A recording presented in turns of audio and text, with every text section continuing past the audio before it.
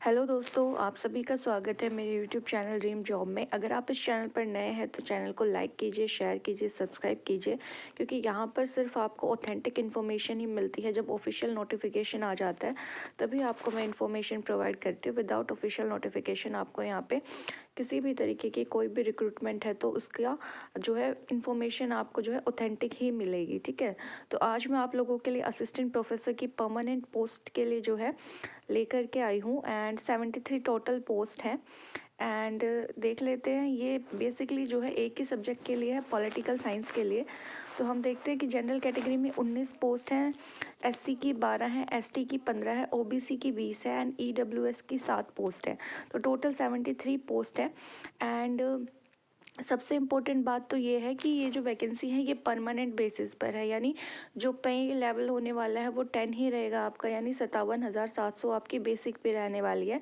And maximum जो है वो आपकी 1.5 लाख तक जाएगी। ठीक है, तो ये आप देख लीजिए कि जो है आपका गैजेटेड पोस्ट है। एंड जो है इसके अंदर आपकी जो शैक्षणिक योग्यता है वो आपकी क्या है कि एक तो आपका मास्टर्स होना चाहिए, प्लस में आपका पीएचडी होना चाहिए।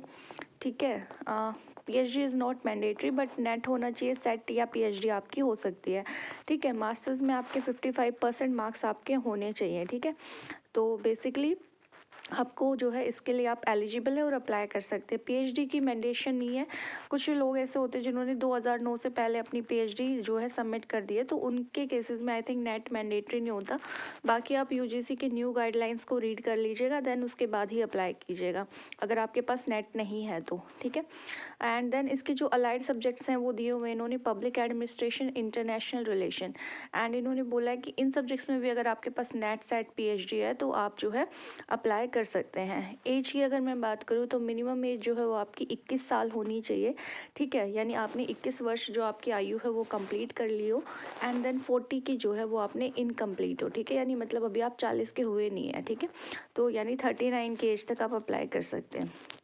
देन उसके बाद अगर हम बात करें कि जो आपकी एज है वो कैलकुलेट होगी 1 जनवरी 2026 से आपकी जो है एज को कैलकुलेट किया जाएगा, माना जाएगा। ठीक है, तो ये बेसिक सी जो है इन्फॉर्मेशन है। वीडियो के एंड तक बने रहिएगा, मैं आपको फ़ीस भी बता दूंगी और कहाँ से ये नोटिफिकेशन आया है वो भी बता दूंगी।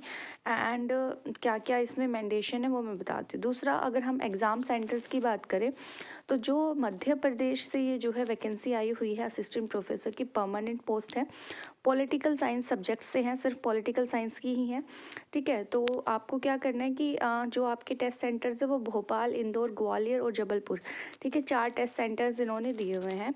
बट द प्रॉब्लम इज़ कि जो एमपी के जो मतलब कि रेजिडेंट्स हैं, ठीक है, मतलब कि जो एमपी के सिटीजन्स हैं या जिनका डोमिसाइल जो है एमपी का बना हुआ है, तो उनको तो चॉइस दी जाएगी कि भाई आप 2 कोई भी टेस्ट सेंटर्स आप जो है फिल कर सकते हैं। लेकिन जो अदर स्टेट्स के स्टूडेंट्स हैं, स्पेशली नोट कीजिएगा इस बात को, जो अदर स्टेट्स के स्टूडेंट्स हैं वो जो है उनको है इंदौर ही उनका टेस्ट सेंटर आएगा।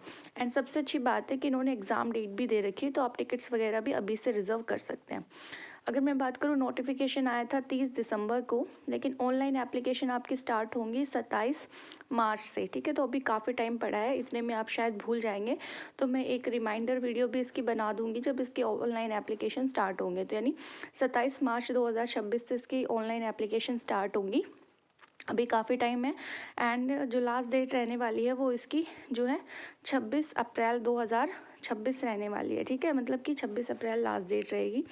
देन उसके बाद आप इसमें जो करेक्शन विंडो ओपन होगा वो 2 अप्रैल से लेकर के 28 अप्रैल तक रहेगा। ठीक है, देन एडमिट कार्ड आपका 23 जुलाई से जो है आपको मिल जाएगा। एंड आपकी जो डेट है वो 2 अगस्त आपकी रहने वाली है। ठीक है, देन उसके बाद 3,000 रुपये जो आपका मतलब कि विलम्ब लेट फीस जो आपकी है वो 3/5/2026 तक जो है, अगर आप जो है लेट फ़ी पे कर सकते तो वो 3,000 रुपये आपकी रहेगी 3/5/2026 तक। लेकिन अगर 25,000 रहेगी आपकी 8 जुलाई 2026 तक, यानी मतलब अगर आप 3/5/2026 तक करते हो तो आपकी जो लेट फीस है मतलब कि लास्ट डेट के बाद यानी अप्रैल मंथ के बाद तो आपकी 3,000 लगेगी, बाद में आपकी 25,000 लगेगी। ठीक है, जो जनरल कैटेगरी के हैं या फिर ईडब्ल्यूएस के हैं, ठीक है,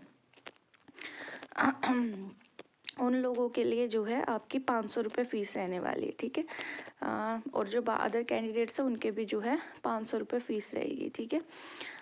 लेकिन अगर हम बात करें जो यहाँ के मूल निवासी, अनुसूचित जाति, अनुसूचित जनजाति, अन्य पिछड़ा वर्ग, ठीक है, आर्थिक रूप से कमज़ोर वर्ग हैं, दिव्यांग लोगों के लिए जो है 250 रुपये फ़ीस है, ठीक है। तो आप इसमें अप्लाई कर सकते हैं। बेसिकली जो है अगर आप करेक्शन विंडो जब इसका ओपन होगा तो मैंने आपको बता दिया कि अगर आप 3/5 तक, ठीक है, यानी 3/5/2026 तक अगर आपका जो है लेट फ़ी पे करते हैं तो 3000 रुपये लगेंगे। उसके बाद से 8 जुलाई तक जो है आपके फिर 25,000 रुपये लगेंगे, ठीक है। तो आप ये नोटिफिकेशन को डिटेल में पढ़ लीजिएगा। देन आपकी लास्ट डेट रहने वाली है 26/4, ठीक है।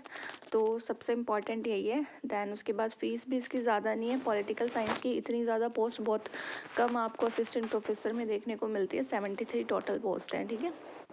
बाकी इसमें अगर आपको कोई डाउट हो, कोई क्वेरी हो तो आप इसकी हेल्पलाइन नंबर भी दिया हुआ है, यहाँ पे कॉल करके पूछ सकते हैं। ईमेल भी दिया हुआ है। Thanks for watching, subscribe my channel, thank you.